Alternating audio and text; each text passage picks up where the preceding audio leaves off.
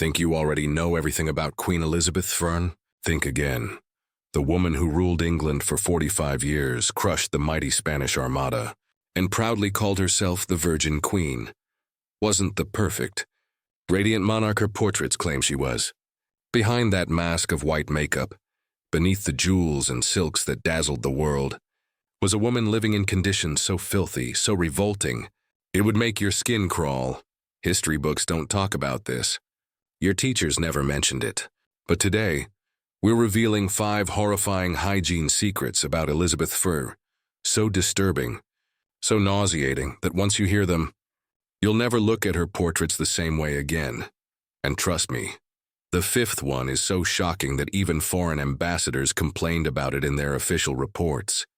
We're talking about a queen who was literally decaying alive while sitting on the throne of England. But first, you need to understand one crucial thing. Elizabeth's filth wasn't just bad, it was deliberate. It was a weapon, a tool she used to maintain her power for nearly half a century. Once you know these truths, you'll realize that England's so-called Golden Age was built on a foundation of pure grime. Ready? Let's dive in, because number 1 will make your stomach turn. Number 1, the sugar obsession that destroyed her face Queen Elizabeth. I had an addiction so severe, so self-destructive, that it completely transformed her appearance. That addiction was sugar, but this wasn't an ordinary craving. In the 1500s, sugar was rarer than gold, imported from faraway colonies costing more than most people earned in a year. Only the wealthiest in Europe could afford it. And Elizabeth? She consumed it like a drug. Candied violets for breakfast, marzipan sculptures at lunch, desserts drowning in syrup for dinner. She was obsessed, and it ruined her. Here's the sick part. Elizabeth actually believed sugar was good for her teeth. She used sugar as toothpaste. Yes, she rubbed it directly onto her gums mixed with herbs and powders, thinking it would whiten her smile. In reality, it was rotting her mouth from the inside out. By the 1590s, foreign diplomats wrote letters describing the Queen's teeth, blackened, cracked, some missing entirely, and her breath so foul that courtiers discreetly stepped back as she spoke. Her words slurred because she had lost so many teeth, she could barely pronounce certain sounds. But what came next is even more disturbing. The women of her court, desperate to imitate the Queen, began staining their own teeth black to match hers. They rubbed soot and charcoal on perfectly healthy teeth to look fashionable. Because if the Queen's mouth was black, it must be a sign of wealth and luxury. Imagine it, noble women intentionally destroying their smiles just to copy a monarch whose teeth were literally falling out. Elizabeth was so influential that even her dental decay became a symbol of status.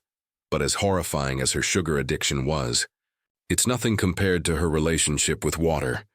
Number 2, the Queen who refused to bathe. You've probably heard the line, "I bathe once a month, whether I need it or not." No one knows for sure if Elizabeth ever said it, but it perfectly captures her attitude toward hygiene. Because for Elizabeth, avoiding water wasn't laziness. It was fear. In the 16th century, people believed that bathing could kill you. They thought water opened your pores, allowing deadly miasmas, poisonous air, to enter your body and spread disease. So to bathe was to invite death. Elizabeth took that superstition to heart. She could go months without touching soap or water. Instead, she followed a disgusting daily ritual. Each morning, her servants stripped off her linen shift, the undergarment she wore under her gowns.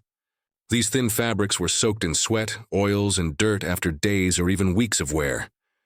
But rather than washing, her attendants simply replaced the dirty linen with a fresh one, believing it absorbed impurities from her body.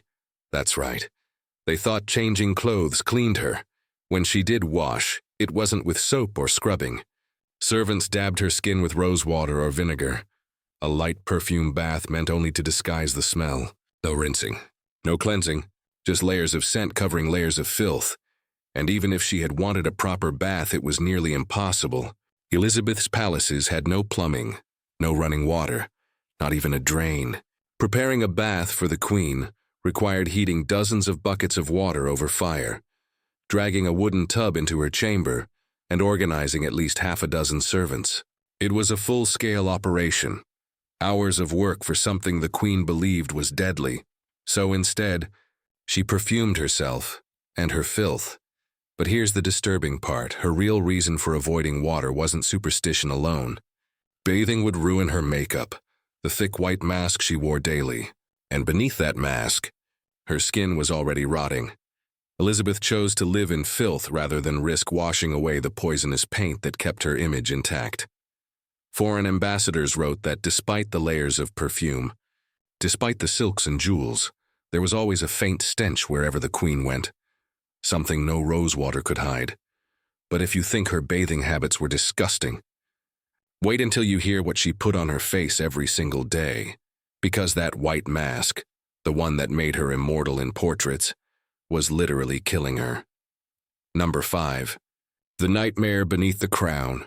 This one will haunt your dreams. Behind the golden walls and velvet drapes of Queen Elizabeth's palaces hid a reality so vile that the queen herself had to flee her own homes just to escape the stench. There were no toilets, no plumbing, no running water, only human waste.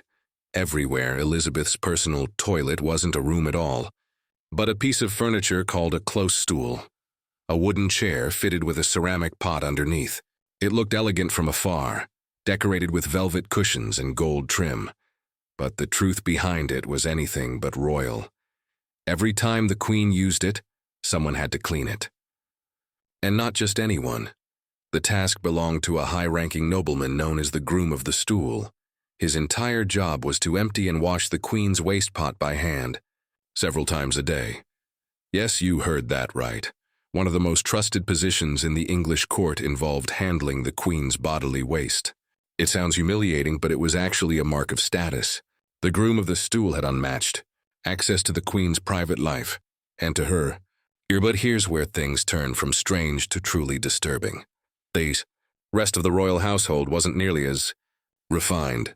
Palace staff, courtiers, and guests used chamber pots, simple containers tucked under beds and behind curtains. Once filled, these were dumped into cesspits beneath the floors. At night, men known as gong farmers were sent into the darkness to crawl through the tunnels under the palaces, shoveling and hauling away buckets of human waste. They worked by candlelight, knee-deep in filth, while above them Elizabeth's court danced, feasted, and debated state matters. And what about the smell? It was unbearable. To hide it, servants burned herbs, lavender, rosemary, thyme, and sweet marjoram, all day long, filling the halls with clouds of smoke and perfume. They scattered fresh flower petals across the floors, laid down straw soaked in oils, and hoped no one would notice the stench rising from below. But it didn't help. Elizabeth's palaces were notorious for their stench of decay. The floors themselves were covered with rushes, bundles of dried grass and herbs that acted like makeshift carpets. But they weren't replaced often. Months could pass before the old rushes were cleared out. Underneath them, layers of filth built up. Rotting food scraps, hair, dirt, vomit, even the remains of small dead animals. Foreign ambassadors wrote letters describing the overwhelming odor that struck them the moment they entered royal halls. Some called it a perfume of rot fit for no mortal nose. But the queen's solution to this nightmare was as strange as it was simple. She ran from it. Whenever the smell became too much to bear, Elizabeth would order her entire court, hundreds of people, to pack up and move to another palace. The reason wasn't politics or travel or war. It was the stink. While one palace aired out, servants spent weeks scrubbing, burning herbs, and trying to make it livable again, only for the same process to repeat months later. This was the truth behind the legend of Gloriana, the so-called Virgin Queen. England's golden age was literally built on filth, on human waste, toxic makeup, blackened teeth, and the slow, visible decay of its monarch. And yet Elizabeth turned all of it, even her physical rot, into a tool of power.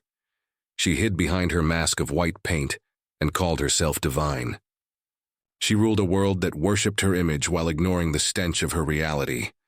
Now that you know the truth, you'll never look at her portraits the same way again. The glowing skin in those paintings, the rosy lips, Mercury, the white gowns and perfumes, a desperate attempt to bury the smell of a dying body. Queen Elizabeth. I wasn't the pure, untouchable Virgin Queen history pretends she was.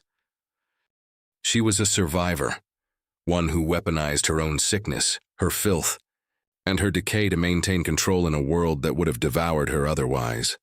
So the next time you picture that golden-haired queen standing proud in her jeweled collar, remember this: beneath the crown was a body poisoned by vanity, rotting from within, seated on a throne that stank of waste. If this revelation shocked you, if it shattered everything you thought you knew about England's most famous queen, hit that subscribe button, because next week we're going even deeper. We'll uncover the disgusting eating habits of Henry VIII, the king who made Elizabeth look like a saint. Trust me, you're not ready for what's coming next.